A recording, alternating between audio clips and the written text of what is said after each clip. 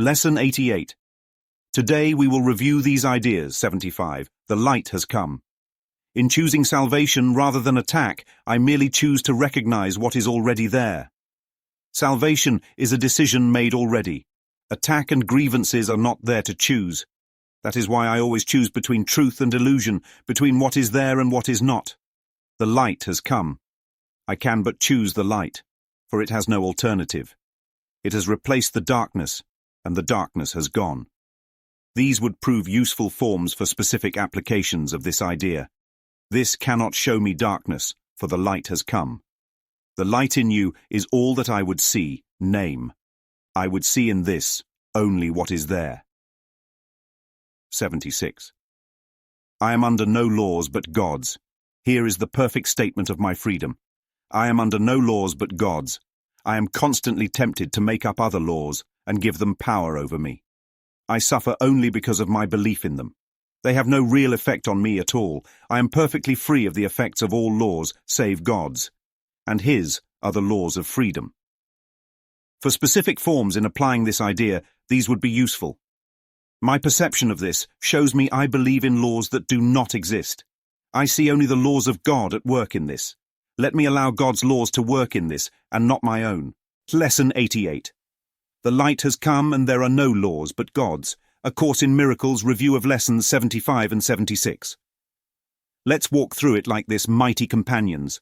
You're standing in a room filled with shadows. They're twisting, dancing on the walls, taking shapes that scare you. But then, without fanfare, the light comes on. Instantly the shadows vanish. And here's the funny thing. They were never really there. You didn't fight them. You didn't fix them. You didn't bargain with them. You turned on the light. That's what the light has come means. The Course doesn't say, you earned the light, or you waited for the light, or the light will come when you're good enough. No, the light has come. Present tense, already here. The only thing left is your willingness to see it.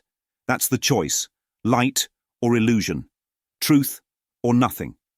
What is there versus what never was. Attack and grievances are not there to choose. This is where it gets radical. You think you're choosing between love and hate, peace and conflict, but the Course says you're not. One of those choices doesn't exist. It's like trying to pick a flavor of ice cream from an empty carton. You can't choose what's not there. Attack isn't an option. Grievance isn't real. You're shadowboxing in a dream, arms swinging at nothing. Which leads to the uncomfortable truth. There is no one out there. You're the projector. The world is the screen. The grievances you hold are really self-directed. The people you blame, they're you in disguise. That's why Jesus in the Course is relentless.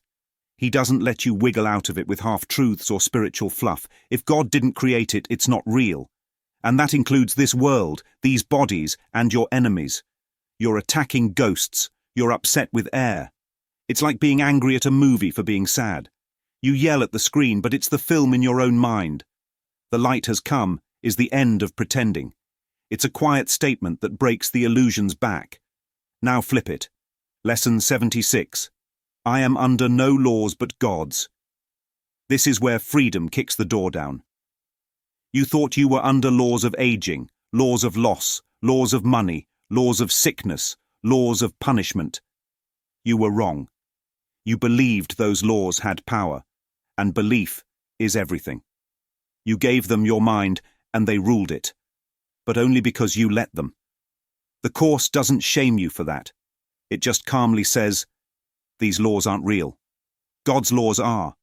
God's laws aren't rules, they're not restrictions. They are laws of freedom, peace, joy, and oneness. They say, you are loved, you are safe, you are home. They say, nothing real can be threatened.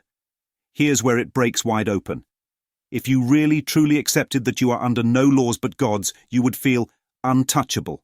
Not arrogant, but invulnerable in the most sacred way. Imagine walking through the world unbothered, not because you're ignoring reality, but because you've finally seen it. The laws you made up about how food affects your body, how aging works, how money must come with stress, were only projections of fear. But God's laws?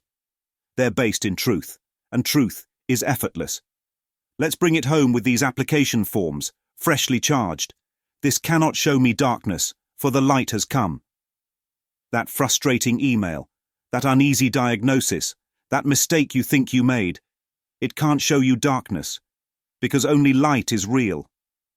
The light in you is all that I would see, Candy.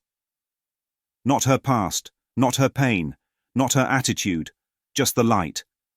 My perception of this shows me I believe laws that do not exist. That bank account, that argument, that panic in the middle of the night, you're seeing laws that don't exist. Let me allow God's laws to work in this and not my own. God's laws. Peace is here. Joy is yours. Nothing real can be threatened. Nothing unreal exists. Mighty companion. What say you? I say, step out the closet. Step out the courtroom. Step out the projection booth. Because the sentence has been overturned. The war is over. The light's not coming. It has come. There is no jailer. There is no enemy. There is no law above God's. You are free, not someday. Now. So, what's left? Just this. Choose again. Choose to see only what is there. Choose light. Choose truth. Choose God. Because that's all that's real. And everything else? Gone. Ghost. Dust.